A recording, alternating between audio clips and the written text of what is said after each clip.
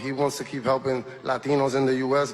Let's do things the right way, and let's keep growing. Let's keep growing as a family, and let's make America great again. Necesitamos a Trump. Let's make America great again. A lot of Latinos, we stand strong next to President Trump.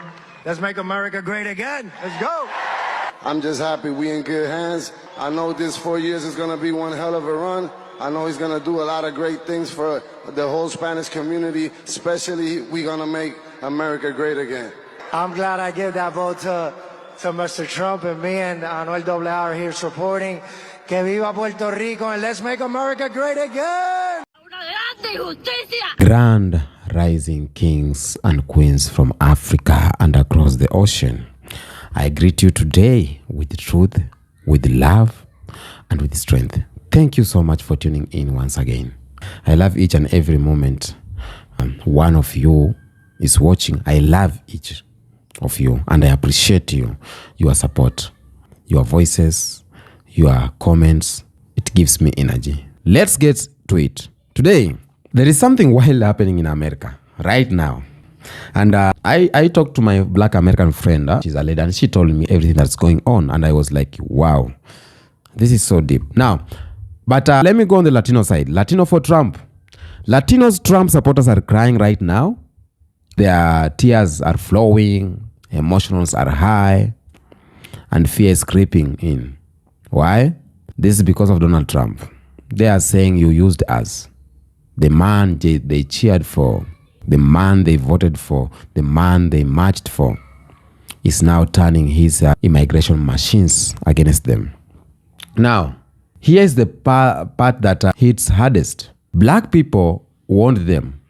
Black Americans want them. Black Americans told them that Trump isn't for us or for them.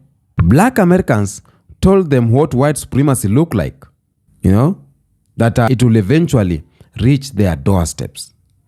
But they didn't listen, and some of them even mocked black people.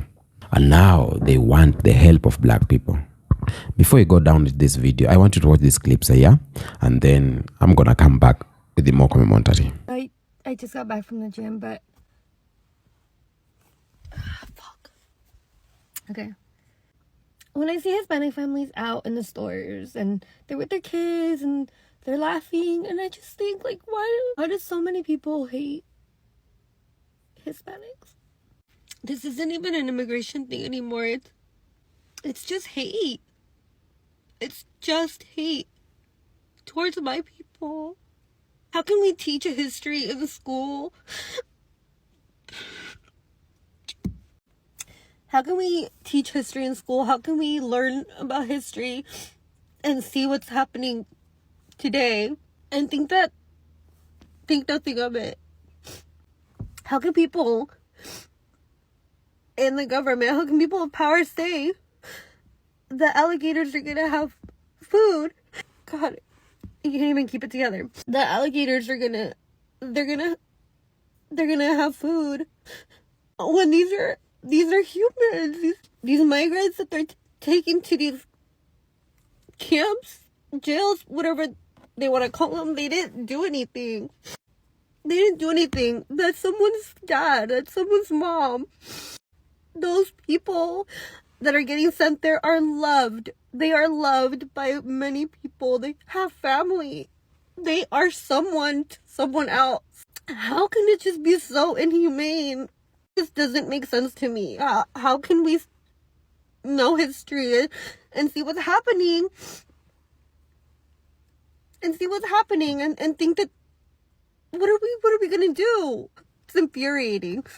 When we learn history, when we see all of that, people lost their lives so that we have the history that we have now, so that we were able to make a difference, so that we were able to fight. So that's kind of happening again. Innocent people are losing their lives so that we can open our eyes and see what's happening and see that there's so much hate in the world. And why is there so much hate? I honestly didn't wake up this morning thinking, oh, I'm gonna go on the internet and cry. It just blows my mind to think that this country is so divided because just how there are so many of us that know that this is not right. There are so many that think that it is right. And that's what's really scary. is that so many people think that they are on the right side and they're just on the side of evil. That is insane to me. I need to know how all the empaths in the world are doing right now, because honestly, I feel like my heart's in shambles. I literally cannot believe this is humanity and this is like real life right now. My whole community's falling apart. Families are being torn apart, and people are so sickening in the head. They are saying the most inhumane things and are being so heartless, and I honestly have to go to work, still pay bills, pretend everything's okay. I'm such an empath that I've been crying so much and so frequently. I don't know how you guys are doing it, but I honestly feel like my whole heart is broken and I'm just falling apart. I feel like I can't do this. So my husband, I'm like, are you sure you want to vote Republican? And he's like, he's saying he's going to deport criminals. You're not a criminal. Every time we go to ICE, they tell you, Mr. Juarez, your wife is no criminal. He voted for him, and now he's deporting his wife. And now they deported me, they kicking me out, and they breaking my family apart. Before you enlist in the military, think it twice. Before you marry an immigrant, think it twice. Think it if it's really worth for you to sell this country. I just want to say, watching these raids happen in LA right now, people voted for this. People voted for this. And I think right now, the Black and the brown community, we need to come together. And we need to remember that they are the ones who made it us versus them. They put us against each other, because if we're busy fighting each other, we don't put our eyes on them. We need to wake up. Everybody needs to wake up. Girl, you need to wake up. Not the Hispanics calling on the Black people for help. Really? Where were y'all during George Floyd? Where were y'all during Sandra Bland? Where were y'all during all of the white cops killing Black people? Where were y'all? But y'all want us to come together. Really? Really? Why y'all calling on us? Why y'all calling on the Black people? Why y'all not calling on Asians? They're a minority too. Why y'all calling for us? If you go on my page, you will see I made a post about how there was a Trump rally for Trump back in 2020, before he even got elected 4 years ago. And there was a crowd full of Hispanics, and the song was saying, I will vote for Donald Trump. Y'all want it. Y'all got it. Y'all got him into office, and now y'all want to double back and ask for help, calling on the African Americans to help. Like, come on now. We gonna stay out of this. We gonna stay as far away from this. Y'all can continue to riot and make yourselves look bad, but we gonna stay out of this. Pro-America. That is for making this place better, because it's shit that obviously was not working for us. Letting people come in and having taxpayers support them obviously did not make America better. It didn't.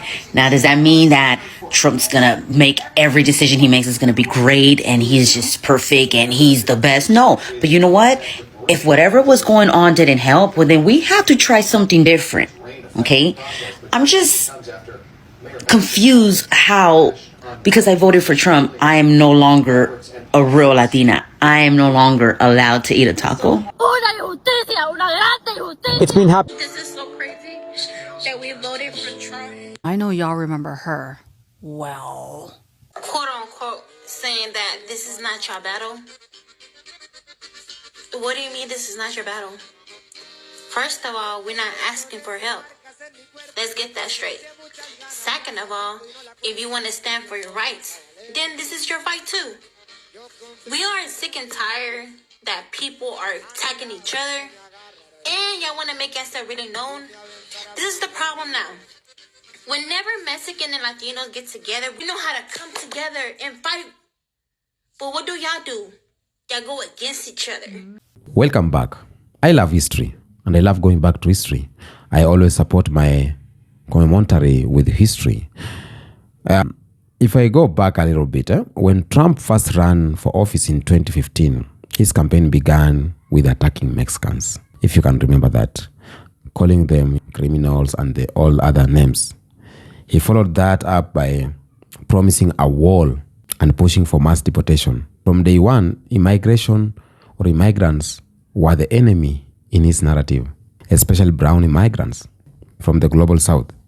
It's not simple, but my question is always like this. How did a man like Donald Trump gain support from parts of the Latino community? How? That's always my question. Let's be honest here.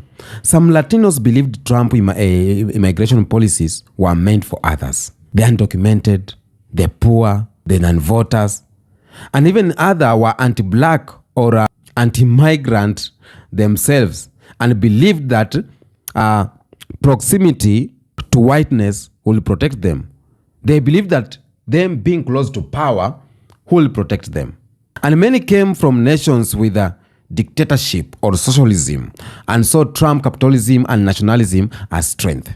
They convinced themselves, he's talking about them.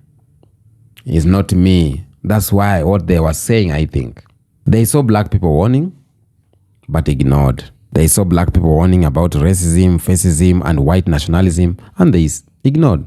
They said words like, stop complaining, Trump is good for business, stop complaining, you're always playing the victim, you need to work harder like we do. They said a lot of things. And some even voted to deport others thinking they were safe. But now, that Trump policies is affecting them. And suddenly, the eyes are opening. But let's not pretend that that wasn't unavoidable. I always speak about this because we have black people at the center. Black people are always the hero. The God of black people is always speaking. And when black people say that you need to do this, and you ignore, karma come back to you. Karma always play its part. Black people have always been the most people, the moral compass of America. They don't just speak for themselves. Or if I can use we. We don't just speak for ourselves. We speak for justice for all. But when America turns on us, when America turns on black Americans, we all know it's a matter of time before it turns on them too. Black people saw Donald Trump for who he was, for the start, not because they were paranoid, but because black people have lived through presidents, through police chiefs, through judges, and governments who smile at you while planning your downfall. Black people have watched these movies. Black people have acted on these movies. Black people call out Trump racism, xenophobia, and currently, or cruelty. And currently that one is happening. Black people called it long before he had power. Black people are out there saying Trump will turn on immigrants. He will destroy communities of color. He will weaponize law enforcement. And what happened? Exactly what black people said, it is what is happening. And right now, black people are saying it is what it is. The voices of black Americans was ignored. And some of our Latino brothers and sisters were too busy enjoying their temporary safety, their temporary whiteness. Let me say this clearly. Proximity to whiteness is not protection. It is only a matter of time before the system of power shows you the truth.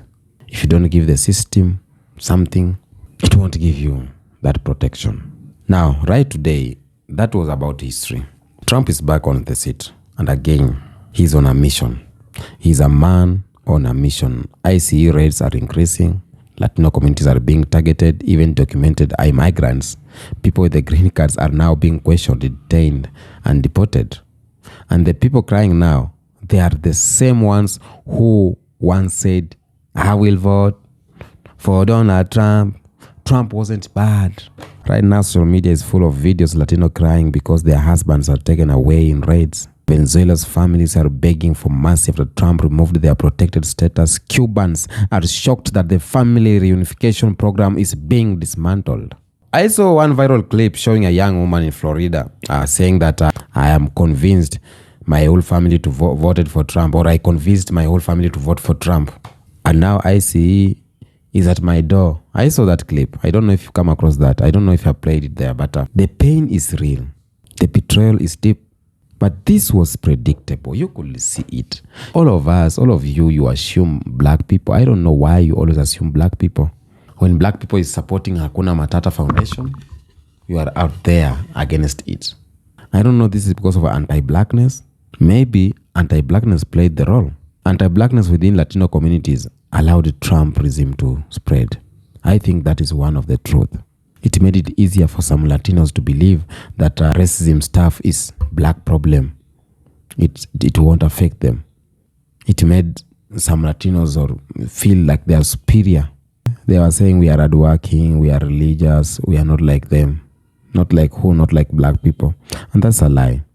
That toxic belief created a dangerous difference between black and brown unity. Even when right now we talk about brown and black unity, some people are like, damn, cannot happen.